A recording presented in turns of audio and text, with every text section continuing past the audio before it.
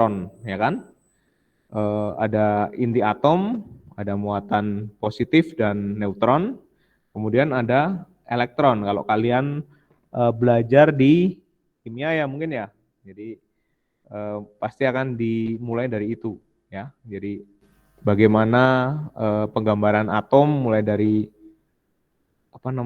Demokritus sampai ke Bohr ya, Thomson, Bohr dan sebagainya. Itu kan kita akan melihat perkembangan atom itu seperti apa, ya. Nah, untuk berbicara electricity, kita juga akan basicnya juga dari situ, ya. Fisika juga akan berangkat dari situ. Oke, izinkan saya untuk open PPT saya. Open, ini tadi, bentar. Oh ini, oke, jendela, komputer. Nah, share. Oke, rekan-rekan, apakah sudah terlihat? Sudah, Pak. Ya, makasih. Ya, listrik statis. Semoga tidak boring ya. Apakah listrik statis itu ya? Jadi menurut teori atom, tadi kan kita membicarakannya harus dalam tingkat atom ya.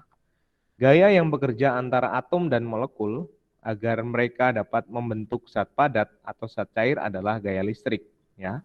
Jadi gaya listrik itu atau listrik itu bekerja dalam setiap hal yang sangat besar, tidak hanya dalam listrik ya, misalnya dalam peralatan listrik ya, tetapi dalam tubuh kita itu juga bekerja gaya listrik seperti yang Pak Eko sampaikan, misalnya pada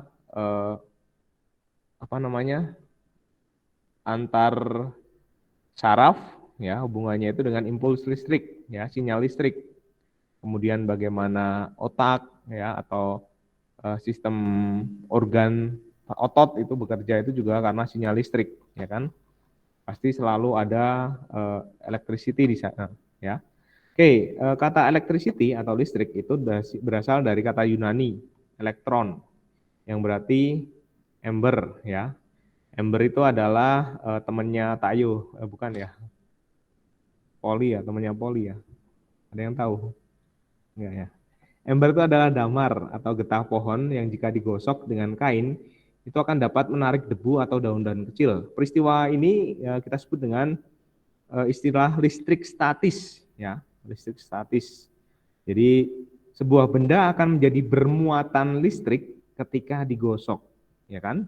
Di situ ada muatan listriknya, bermuatan listrik. Dalam listrik statis, muatan-muatan listrik berada dalam keadaan diam atau tidak bergerak, ya.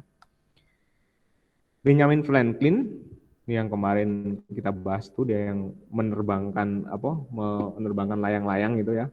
Dia seorang negarawan, filsuf dan ilmuwan Amerika. Dia membedakan muatan listrik itu menjadi dua, muatan positif dan muatan listrik positif dan listrik negatif ya. Dengan keterbatasan pengetahuannya saat itu, dia membedakan bahwa muatan itu ada dua, ada positif sama negatif ya. Ketika dia menggosokkan batang kaca ke kain sutra, itu akan ada perpindahan elektron ya. Elektron kaca akan pindah ke kain sutra sehingga batang kaca menjadi bermuatan positif. Dan ketika penggaris plastik digosok dengan kain wool, elektron wool akan pindah ke penggaris plastik sehingga penggaris plastik menjadi bermuatan negatif. Nah, ini kan sekarang-kadang ditemukan bahwa yang berpindah itu bukan muatan positifnya tapi elektron. Kenapa elektron? Bayangkan saja kalau dalam satu atom atau dalam satu atom itu massa itu semuanya terkonsentrasi hanya pada intinya ya, sekitar 90% ya kalau nggak salah. Jadi atom itu kan sangat kecil ya, sangat jadi ketika kecil dia akan mudah berpindah ya, mudah bergerak. Nah, kemarin kita juga belajar dalam listrik dinamis bahwa akhirnya elektron yang bergerak tadi ya, muatan yang negatif ini atau elektron yang bergerak ini akan menjadi arus listrik. Nah, jadi ini menjawab peristiwa sebenarnya bagaimana listrik itu terjadi ya. Jadi ketika batang kaca digosok dengan kain sutra, yang berpindah itu adalah elektron. Jadi ketika benda bermuatan itu digosok, Jadi ada yang partikel yang mudah berpindah tadi, elektron tuh mudah berpindah ya. Jadi yang ketika elektronnya yang kaca pindah ke sutra sehingga batang kaca menjadi bermuatan positif. Karena pada mulanya semuanya itu bersifat netral ya. Jadi dalam suatu benda atau objek itu pasti muatannya netral. Tetapi ketika ada peristiwa misalnya ini digosok atau terjadi gesekan ya, maka elektron tadi akan mudah berpindah ya, atau tidak hanya digosok, bersentuhan saja misalnya ya. Jadi akan cenderung, dan setelah itu cenderung akan untuk menjadi netral lagi ya, karena sifat dari atom itu cenderung untuk netral ya kan. Hukum kelan muatan ya, jadi jumlah muatan listrik yang dihasilkan pada dua benda yang berbeda dalam suatu proses penggosokan adalah nol. Artinya muatan itu kekal, tidak bisa diciptakan dan tidak bisa dimusnahkan. Jadi sebenarnya hanya berpindah saja. Jadi ketika pada suatu benda dihasilkan muatan, maka benda lain akan kehilangan muatan. Jadi misalnya ini, batang kaca dengan kain sutra ini sama-sama netral. Ketika digosok, ini menjadi tidak netral karena elektron kaca itu pindah ke kain sutra. Karena kehilangan elektron, sehingga batang kaca menjadi bermuatan positif. Dan karena kelebihan elektron, maka kain sutra menjadi bermuatan negatif. Seperti itu. Ya. Nah, dan ketika dua benda bermuatan listrik itu saling didekatkan, yang sejenis, dua benda bermuatan listrik sejenis didekatkan, itu akan saling tolak-menolak. Ya. Sedangkan jika dua benda bermuatan listrik berlainan jenis, itu akan saling tarik-menarik. Ya. Nah, ini kalian pasti sudah paham. Ya. Oke, saya akan memperlihatkan dulu sebentar peristiwa electricity. Yuk. Kenapa? Nanti kalau misalkan itu digosok itu kan jadi dipindah si elektronnya. Terus? Nah, nanti akhirnya netral lagi kan, Pak? Ya, cenderungnya akan netral. Oke, kita lihat peristiwanya seperti apa. Itu Makasih. gimana, Pak? Hah? Elektronnya pindah lagi gitu, Pak? Elektronnya akan pindah. Oke, saya akan tunjukkan ini ya. Ini tentang listrik statis, peristiwa listrik statis. Kalian pernah nggak waktu jalan-jalan misalnya kita ke nonton bioskop ya. Di bioskop itu biasanya kan terbuat dari karpetnya itu dari wool ya, atau karpetnya itu, jadi ketika kalian main di bioskop sering nggak merasakan peristiwa electricity, atau ada yang pernah merasa kesetrum itu nggak? Ketika misalnya memegang besi atau memegang kursi misalnya, saya pernah. Kalau megang teman kesetrum gimana Pak? Megang maksudnya? Ya kayak misalnya nggak sengaja nyentuh gitu si tangannya teh, pasti kayak nyetrum gitu Pak. Beda, ini peristiwanya ada yang ototnya merasa seperti tersetrum, misalnya sikunya itu merasa kayak tersetrum gitu ya.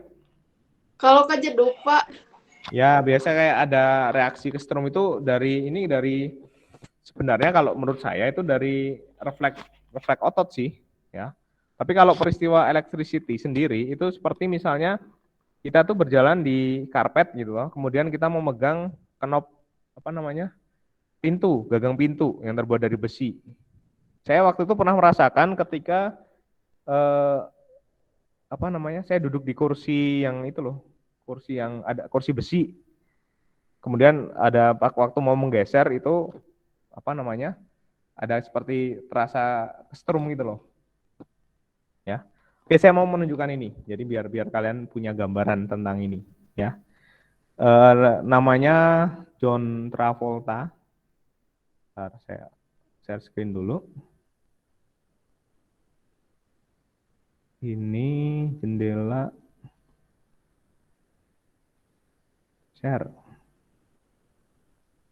Oke, Nah, kalian lihat ini? Nah, ketika kita berada di atas karpet, ya, tadi, kemudian kita menggosok-gosokkan sepatu ke karpet, ya. Artinya apa? Muatan elektron karena bergesekan tadi dia berpindah ke tubuh kita. Jadi kita bermuatan positif. Artinya apa? Sebenarnya muatannya sebelumnya netral, tapi karena ada elektron yang berpindah ke tubuh kita jadi bermuatan negatif, muatan negatif. Jadi ketika kita menyentuh, kita gesekkan, ya. Nah, tubuh kita tuh menjadi bermuatan. Nah, makanya ketika ini biasanya terjadi pada udara yang kering atau tidak lembab. Nah, nanti kenapa kalau lembab gimana? Kemudian saya sentuhkan tangan saya ke knop pintu. Ya, timbul kayak percikan listrik, ya.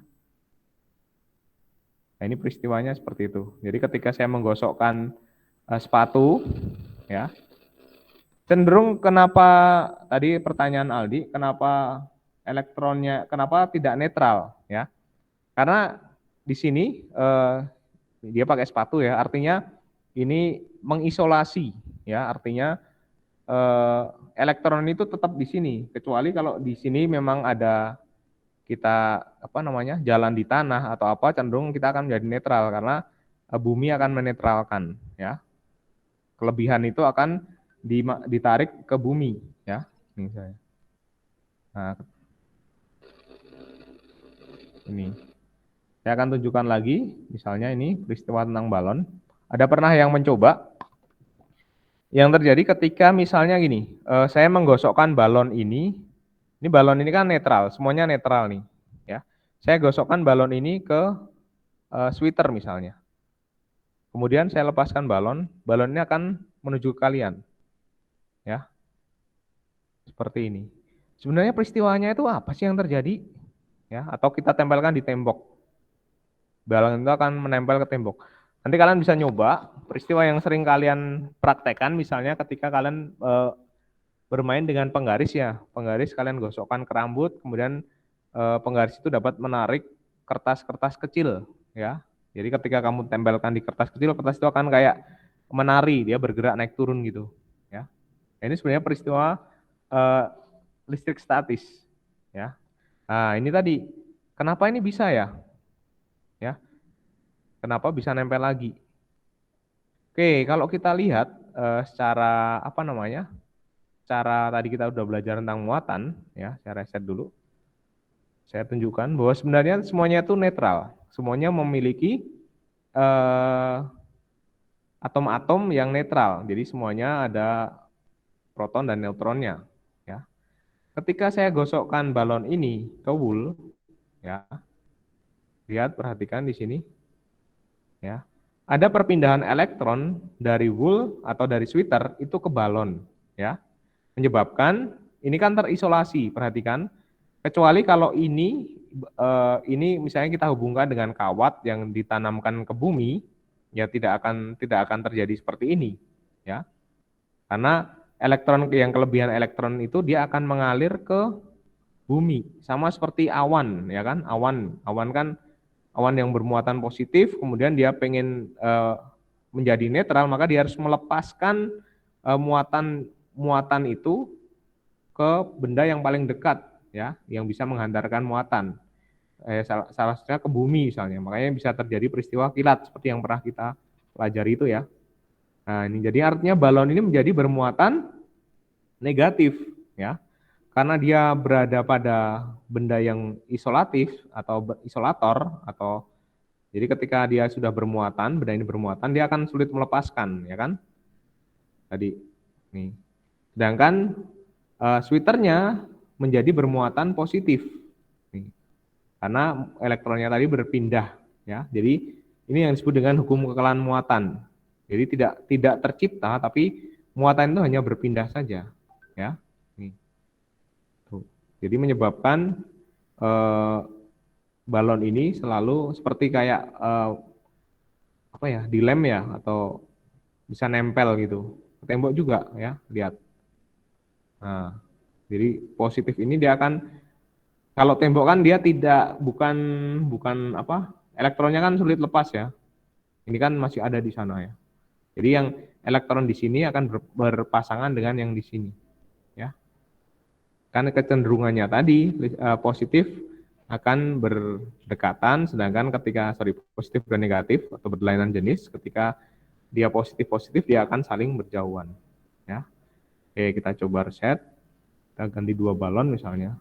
Ya, yang ini saya beri muatan, nah, yang ini kita beri muatan juga coba. Nah, apa yang terjadi? Ya, kan? Karena di sini bermuatan negatif dan bermuatan negatif, ini kan cenderung mendekati sweater, tapi karena muatannya negatif, ya, dia kan saling tolak menolak. Ya. Tuh. Bisa dipahami rekan-rekan? Aldi? Pak, Yuk. kalau balon udah digosok-gosok itu ditempelin ke yang besi gitu, timbul percikan listrik juga nggak Pak? Kayak orang gitu Pak? Percikan listrik itu tidak akan sangat besar ya, karena arusnya mungkin sangat kecil. Cuman ketika mungkin gelap, itu kalian bisa, itu namanya kalau dalam bahasa Inggrisnya spark. Jadi kayak apa sih, Mak? Petikan itu loh, apa namanya ya? Spark gitu ya. Jadi cuman bukan arusnya sangat besar, tapi hanya seperti percikan saja, ya. Cetek gitu, kayak itu akan terlihat sih sebenarnya kalau ruangannya gelap itu akan terlihat gitu, ya. Jadi kalau balon ke misalnya ke kenop, ya artinya sebenarnya kan tadi elektron ini akan pindah ke apa namanya, mengalir tadi ya. Kalau kita lihat di sini tadi kan sebenarnya kan elektronnya itu dia berpindah ke sini, ke besi ini, ya. Karena besi ini cenderung dia punya apa namanya?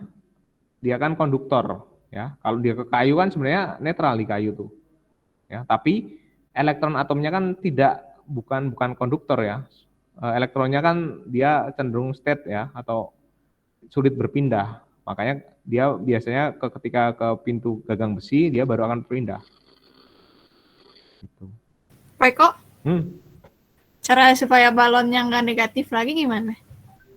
Balon itu kamu bisa netralkan. Sebenarnya kamu sentuh aja balon itu netral sih nanti. Jadi balon itu disentuhkan ke tubuh kamu biar elektron itu nanti akan ke tubuh kamu, dan ketika misalnya kamu tidak di karpet ya, ini kan artinya isolatif ya. Ketika kamu di tanah aja itu nanti elektron itu akan mengalir ke bumi. Jadi balon itu kamu sentuhin aja ke tubuh atau ke rambut kamu gitu aja. Nanti dia akan jadi netral lagi. Ke tanganmu. Dia kan sentuhan tadi jadi elektron itu akan berpindah gitu loh. Jadi balon itu akan menjadi netral lagi. Kecenderungan itu menjadi netral gitu loh. Bisa dipahami? Berarti yang bikin netral sama ini Pak, bumi berarti. Bumi. Kalau ngalir ke bumi. Iya, biasanya coba kita cari ya. Bumi sebagai apa namanya, elektron terbesar, apa sih namanya, terbesar. Nanti kita lihat aja ya, mana ya, nanti kita lihat lah. Jadi bumi itu kayak apa namanya, dia bisa menerima sumber elektron terbesar ya. Jadi apa namanya, muatan elektron itu akan selalu tertarik ke bumi. Jadi menyebabkan semua itu menjadi netral gitu. Pak, Yo. kalau saya nyentuh orang berarti elektronnya bisa pindah ke orang lain dong Pak? Bisa, tapi kan ketika orang itu terhubung dengan misalnya dihubungkan dengan tanah ya, makanya nggak akan terasa. Ketika misalnya orang sama orang, kamu kelebihan elektron ya, artinya kamu kelebihan elektron tuh berarti kamu harus apa namanya, itu isolatif ya. Artinya tidak ada elektron yang mungkin bisa berpindah ke bumi misalnya ya. Kalau ini misalnya kita terhubung dengan bumi, maka dengan sendirinya kita akan netral atau tidak bermuatan. Tapi karena ini kan artinya dengan karpet ini isolator, ya kan? Isolator. Jadi ketika kita menggosokkan gini, elektron ini tidak lagi kembali gitu ya. elektron ini tidak lagi kembali ke bumi karena karpet ini bersifat isolator, ya. Kecuali orang ini ada di sini misalnya, ya. Maka tadi tetap ya kita akan selalu netral. Makanya artinya di saat kita kelebihan elektron, maka kecenderungan tadi untuk menjadi netral, maka elektron ini harus dibuang, ya, harus dikeluarkan. Makanya tadi terjadi perpindahan elektron, yang itu menyebabkan timbulnya spark tadi ya, percikan tadi ya. Itu. Nah, itu kan makanya berbahaya yang peristiwa-peristiwa listrik statis itu kalau kalian tidak pahami, ini akibatnya apa sih bahayanya? Kalau misalnya kalian dalam mengisi bensin ya, mengisi bensin itu kadang kan sering yang bisa terjadi kebakaran itu padahal nggak ngapa-ngapain ya. Nah, mungkin saat itu udaranya kering, kemudian terjadi gesekan antara apa namanya? Tangki bensin sama apa namanya itu yang buat ngisi bensin itu, kemudian terjadi percikan dan itu bisa membakar gitu, sehingga terjadi kebakaran. Tuh. Pak, Ayo. kalau yang misalnya yang antara manusia sama manusia kesetrum gitu Pak, maksudnya kan suka kayak ngerenyet gitu Pak. Itu gara-gara elektron juga pindah Pak. Ya, makanya gini, ada yang kesetrumnya itu karena misalnya main, tahu kan kalian pernah kalau di SD itu main jari terus kalian tusukkan ke apa namanya? Ke siku ya. Itu kan kayak seolah-olah kayak efek tersetrum, tapi kalau itu sebenarnya bukan. Tapi kalau yang tadi ketika kita apa namanya? Kita kan pakai sepatu ya kalau ke sekolah, mungkin saat itu tubuh kita bermuatan positif, kemudian kita menyentuh logam besi, bisa saja sih, ya, bisa saja mengalir ada arus listrik gitu loh. Ya kita cuma bisa merasakan aja sih. Kalau di kamar gelap itu biasanya akan terlihat cahaya spark tadi. Gitu. Kalau sparknya bisa ke orang, Pak. Spark ke orang itu karena orang itu dia lebih hambatannya lebih besar sih. Menurut saya orang tuh lebih isolatif ya. Kan dia kenapa ini ke besi karena dia lebih mudah berpindah ya. Karena dia bersifat konduktor. Ya. Sedangkan kalau orang kan hambatannya lebih besar. Dia bersifat isolator. Bisa sih paling ke baju ya. Jadi ketika kita menggosokkan kita pakai jaket gitu. Biasanya gini aja lah. Kalau kalian pakai jaket kemudian jaket itu terasa menempel ya. Menempel itu juga karena muatan tuh. Pernah nggak ngerasain pakai baju yang baru atau apa itu biasanya ada apa? Bajunya itu menjadi agak lengket gitu loh. Jadi ketika kalian lepaskan bunyi ketek-ketek gitu, itu biasanya karena muatan. Itu. Rambut juga kadang suka ini Pak kayak apa? Kayak ada listriknya apa sih kayak gitulah Pak. Iya. Jadi kalau itu rambutnya kering ya. Karena ketika kering itu oke nanti saya akan tugaskan itu juga kenapa ketika lembab tidak bisa. Nanti kalian cari tahu sendiri. Makanya tadi Pak Eko ngomong misalnya kalau kalian tahu truk apa itu yang bawa BBM itu ya, biasanya dia akan di belakangnya itu ada rantai yang menjuntai ke bawah ya. Pernah tahu nggak?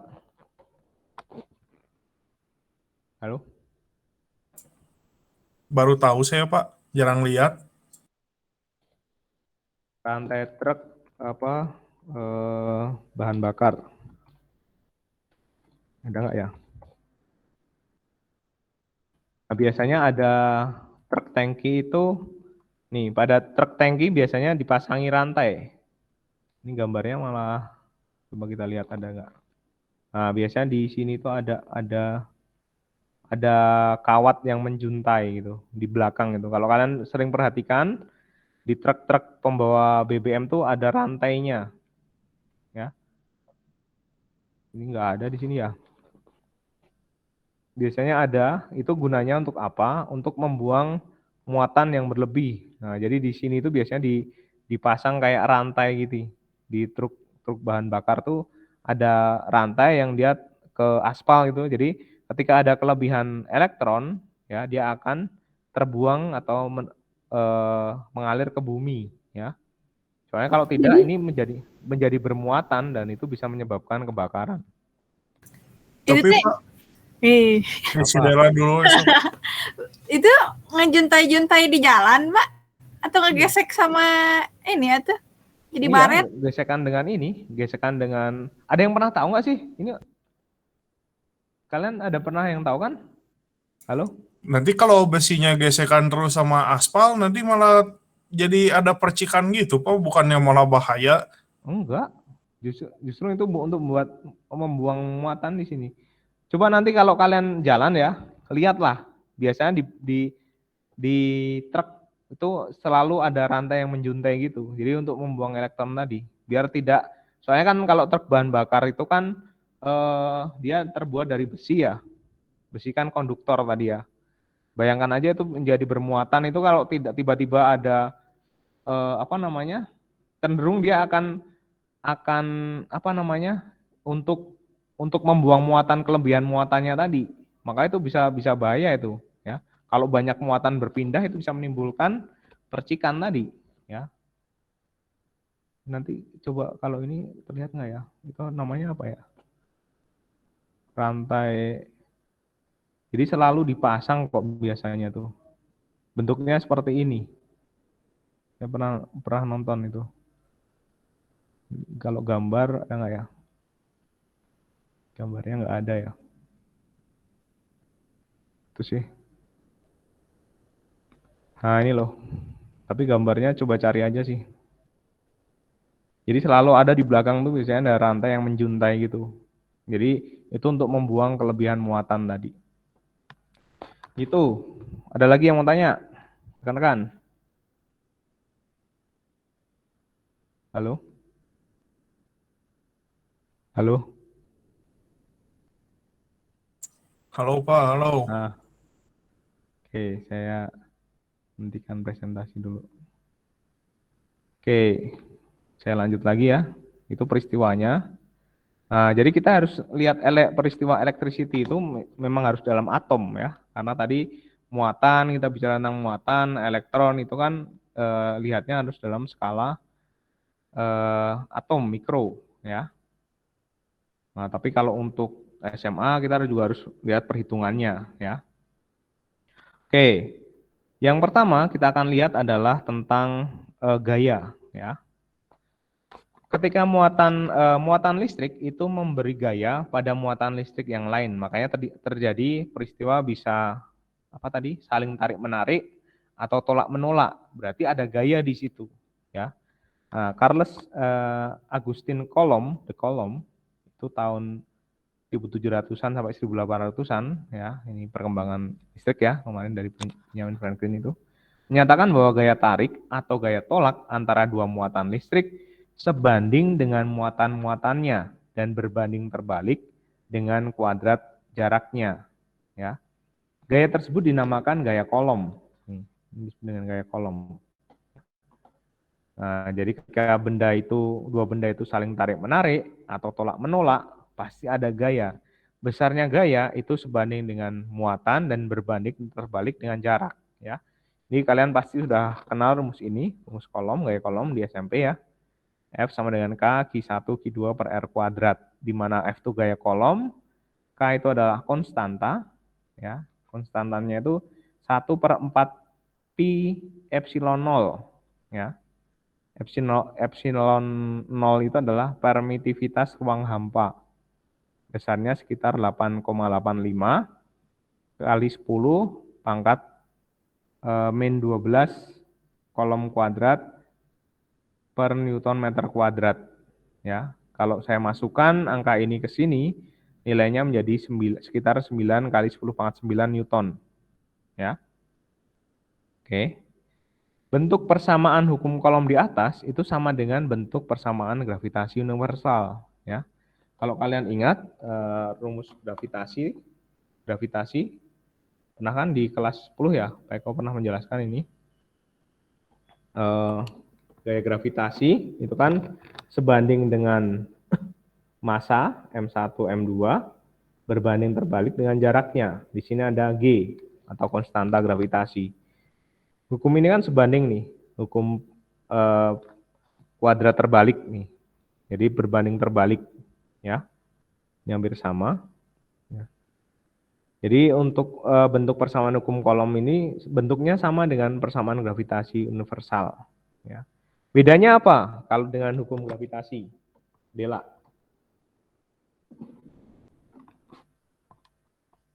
Halo? Halo Pak, Kalau dengan gravitasi apa? itu massa ya Pak di gravitasi mah? Bukan, sifatnya maksudnya. Kalau ini benar, kalau ini kan memang muatan, kalau gravitasi itu massa. Ya. Jadi sebenarnya dua muatan ini juga punya gaya gravitasi. Kalian bisa masukkan nih massa elektron berapa, massa muatan ini berapa, dibagi jaraknya berapa. Besarnya itu pasti akan biasanya gaya gravitasi itu nilainya sangat kecil. Dia paling kecil dibanding gaya yang lain, misalnya gaya Coulomb misalnya, ya, gaya listrik. Maka ini disebut gaya yang paling kecil nih. Kalian bisa ngitung juga, nanti bisa bandingkan ya. Tapi yang saya mau tanyakan, bedanya kira-kira apa dengan gaya gravitasi itu? Kalau gaya gravitasi itu sifatnya selalu tarik-menarik, ya kan? Jadi massa 1 dan massa 2 dia akan selalu tarik-menarik, gaya tarik. Ya, makanya gaya tarik bumi, gaya tarik bulan. Tapi kalau gaya Coulomb, dia bisa tarik-menarik atau tolak-menolak. Tuh. Bisa dipahami, karena kan? Jadi kalau gaya Coulomb itu bisa tarik-menarik karena muatan itu beda jenis, atau tolak-menolak karena muatan itu sejenis. Ya. Oke, misalnya kita tadi bicara tentang atom ya. Apakah berarti misalnya antara proton dan antara elektron dalam satu atom itu kan berarti ada gaya Coulomb di dalamnya, ya kan? Berapa besarnya kira-kira? Ya, kita mau cek dulu. Bentar. Besarnya gaya, sudah saya delete nih. Oh belum, coba saya delete dulu. Kita langsung hitung saja. Bentar.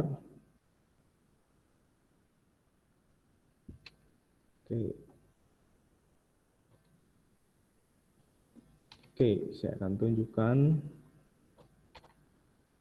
Yuk, kita hitung bersama. Bagaimana misalnya antara proton dan elektron. Ya. Kita ambil contoh aja atom yang hanya mempunyai satu proton dan elektron. Hidrogen kan dia nomor massanya 1 ya, hidrogen. Ya kan? Misalnya berapa gaya listrik pada elektron dan proton? Tentukan gaya listrik pada elektron di atom hidrogen pada elektron yang diberikan oleh satu proton yang merupakan intinya. Sebenarnya di dalam inti itu kan ada proton dan neutron, tapi kan neutron sifatnya netral. Ya. Di sini kan sebenarnya ada neutron ya. Nah, kita bisa mencari nih. Ini antara proton dan elektron itu kan berarti ini muatannya positif, ini muatannya negatif. Berarti ada gaya nih. Gayanya saling tarik-menarik. Ya kan? Dua gaya saling tarik-menarik seperti ini. Terpisah, anggap aja jari-jari orbitnya atau jari-jari elektronnya itu 0,53 ya, kali 10 pangkat min 10 meter. Besarnya muatan elektron kan sama dengan muatan proton ya. 1,6 kali 10 pangkat min 19 Coulomb. Abaikan tanda muatannya ya. Abaikan plus minusnya. Tapi besar muatannya kan sama. Jadi kita bisa menghitung tuh, berarti F itu sama dengan Q1 kali Q2 per R kuadrat, ya kan? K tadi 9 kali 10 pangkat 9, Q1 itu adalah 1,6 kali 10 pangkat min 19, 1,6, Q2 kan ini proton, ini elektron, ya sama. Min 19 dibagi dengan R kuadrat. Jaraknya 0,53 kali 10 pangkat min 10 kali 0,53 kali 10 pangkat min 10. Ya kan? Nah, kita bisa coret-coret, ini kita bagi 0,53 sama 1,6. Berapa? 1,6 bagi 0,3? Del? 3, Pak. 3,01 kan ya? 3, berapa lah? Berarti kan ini 9 anggap aja 3 ya. Ini 3, ini 3. 9 kali 9, 81 ya. Kemudian ini 10-nya pangkat berapa nih? Kita lihat. Ini pangkat min 20, pindah ke atas jadi plus. Berarti Min nilai 9. berapa? 9 ya? Min Min apa 9. plus? Tunggu Pak. Iya, min 9. 9 ya. Min 9 Newton ya, atau sekitar 8,1 kali 10 pangkat min 8 Newton ya. Itu besarnya gaya listrik ya, atau gaya electricity antara proton dan elektron ya. Kalau kalian mau mencari berapa gaya gravitasinya ya, kalian gunakan persamaan gravitasi. F sama dengan G M1 M2 per R kuadrat ya. Pasti lebih kecil biasanya gaya gravitasi itu ya. Arah gaya pada elektron adalah menuju proton karena muatan-muatan tersebut memiliki tanda yang berlawanan sehingga gayanya bersifat tarik-menarik ya. Oke, sampai sini bisa dipahami rekan-rekan? Halo? Bisa Pak. Bisa, oke. Saya akan coba tunjukkan dulu yang ini. Ordenya, kita lihat ordenya ya. Ordenya saja.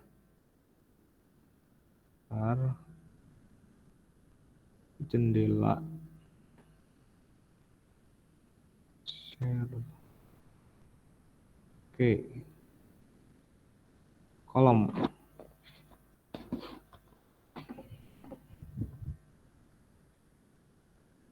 Apakah terlihat rekan-rekan? Kelihatan, Terlihat. Pak. Ya. Sip. Nah, tadi kan kita lihat ordernya saja kan. Soalnya tadi kan sekitar elektron proton itu kan muatannya sama. Satunya plus, satunya minus, ya. Terpisah sejauh 5 berapa tadi? 5,3 kali 10 pangkat minus 10. Sedangkan ini satuannya piko ya, berarti sekitar 500 ya, 500 piko ya. Ini enggak ada sih, enggak sampai 500, cuma 100. Berarti kira-kira aja sih, kita pindahkan dia ke sini, dia ke sini. Ya. Saya cuma mau menunjukkan ordernya saja. Ordernya di sini pangkat 10 pangkat min 8 ya. Benar ya? Sekitar itu ya. Nah, ini kalau untuk skala mikro ya, skala atom ya. Skala atom kan dalam pikometer 10 pangkat min 12. Kalau dalam skala makro itu ini dalam senti ya. Ini 2 muatan. Makanya biasanya gayanya lebih besar ya atau lebih kecil. Ini pengen min 8, ini ya lebih besar ya. Ini kan lebih dekat ya. Lihat. Tadi kan kalau tadi kan ini dalam mikrokolom, kalau tadi dalam elektron. Ya, ini. Dalam elektron, ini dalam kolom. Ya. Saya cuma menunjukkan tadi ya. Oke. Oke, saya lanjut lagi. Mana tadi? Tekan presentasi. Saya lanjut lagi ke PowerPoint-nya. Ya.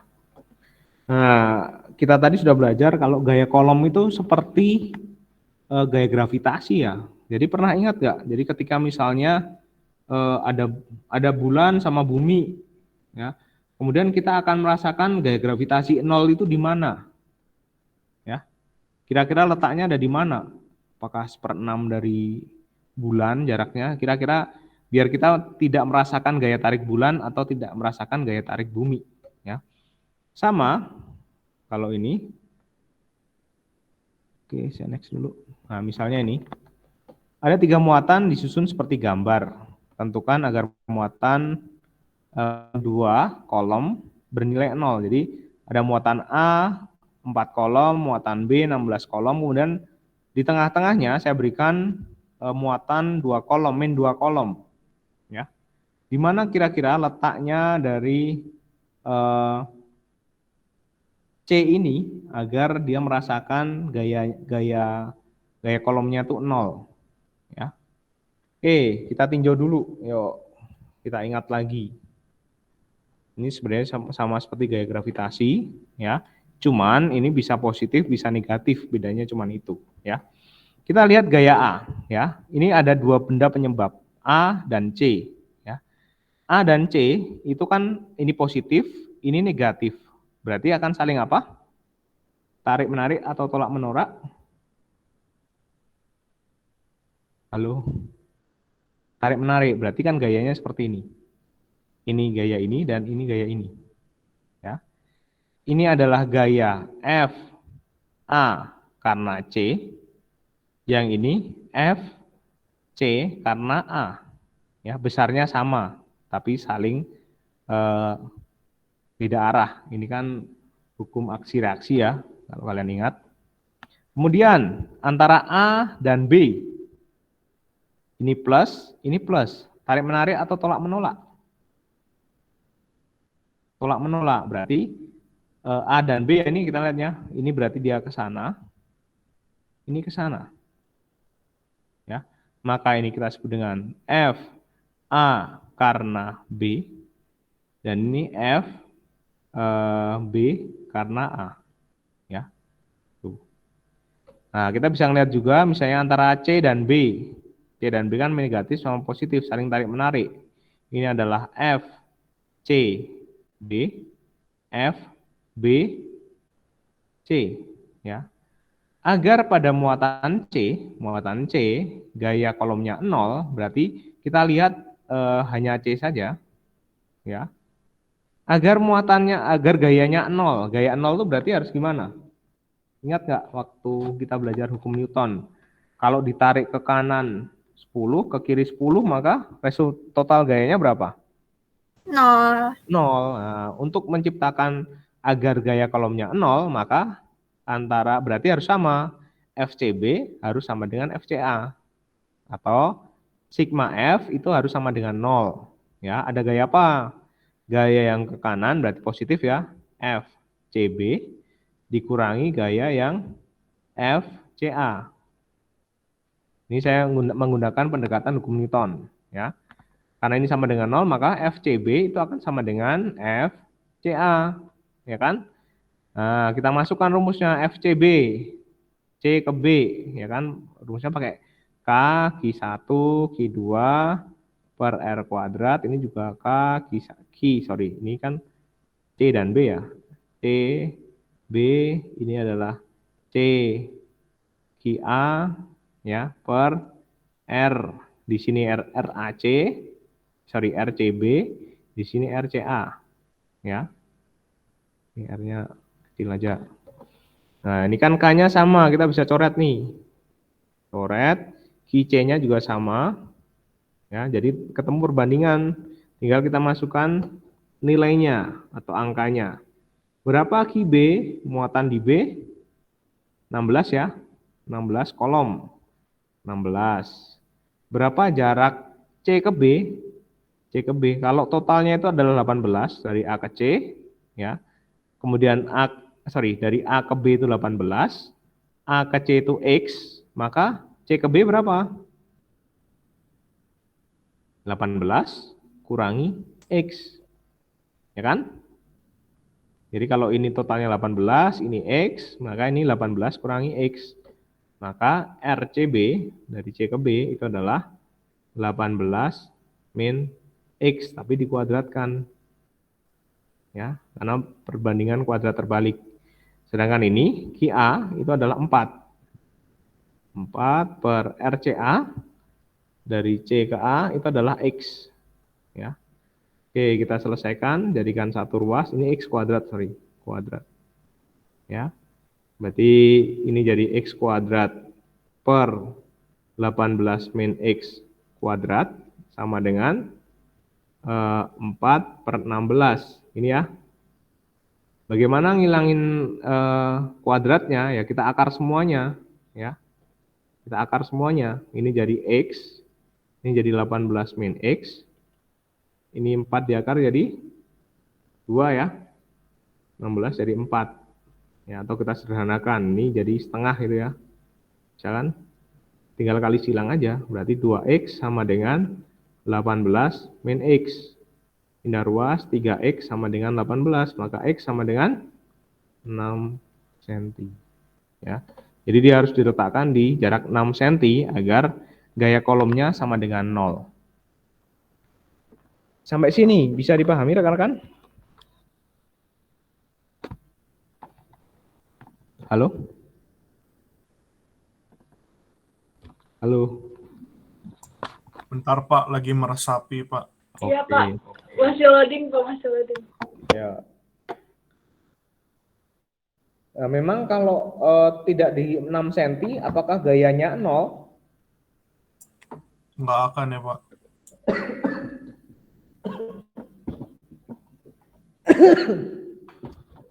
Aduh. Ya tidak, pasti ada resultan gayanya. Satu tulis dulu.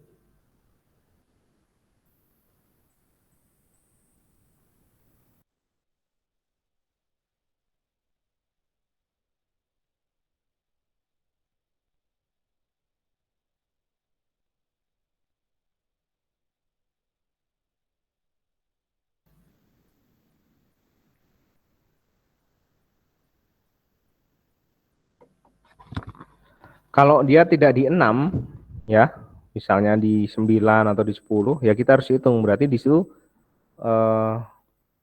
ada gayanya. Berarti kita harus ngitung ini, ya.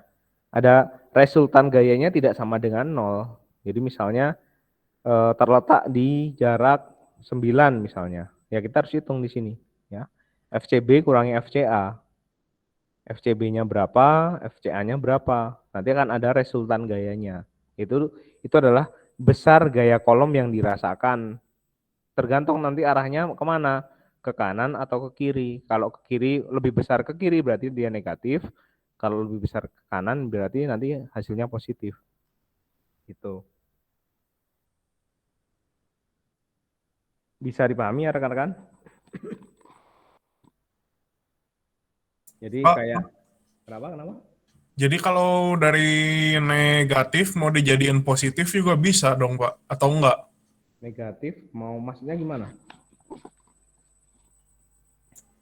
Kalau hasilnya bisa negatif atau positif. Ya kan? Kan Nggak jadi kayak Pak, saya sendiri jadi bingung Pak. gini, misalnya kalau ini tidak nilainya eh, muatan positif, ini negatif. Gambarnya seperti apa? Ini C, ini A, ini B. Misalnya berapa gaya pada C? Berarti kan kita harus lihat C dan B itu kan saling tolak menolak. Berarti ini adalah FCB, sini adalah FBC. Yang kita lihat mau C aja ya. Sedangkan A dan C itu akan saling tarik menarik. Ya kan? A dan C itu akan saling tarik menarik. Maka ini adalah AC dan ini adalah FCA. Kalian lihat di sini, maka totalnya itu tidak sama dengan 0, ya. Maka sigma F-nya akan sama dengan F min di sini ya, min FCA min FCB. Paham ya? Semuanya nilainya minus. Nah Pak, Hah? kalau C sama B-nya bisa dibuat jadi saling tarik menarik nggak Pak? C dan B. Nah, C dan B kan muatannya saling berlawanan. Min sama min. Selalu saling akan tolak menolak. Tapi besar gayanya nanti kemana itu totalnya dari sini, ya. Nah ini bisa juga kalian tahu, bisa hitung misalnya kalau ini kira-kira nanti 0 di mana? Dia nggak mungkin di tengah-tengah seperti ini, dia pasti akan di luar sini, ya. Itu. Jadi Kalau gaya gravitasi itu hanya melihat apa namanya tadi, dia hanya tarik menarik, tapi kalau ini bisa tarik menarik atau tolak menolak. Ya. Oke, terakhir, kalau bagaimana kalau dia membentuk sudut, ya, artinya seperti ini. Oke, saya akan delete dulu. Bentar. Saya akan tunjukkan saja. Ini aja lah kalau dua atom itu membentuk sudut. Masih ingat nggak dengan vektor? Karena ini adalah kita bicara tentang vektor. Bentar, saya delete dulu biar tidak pusing.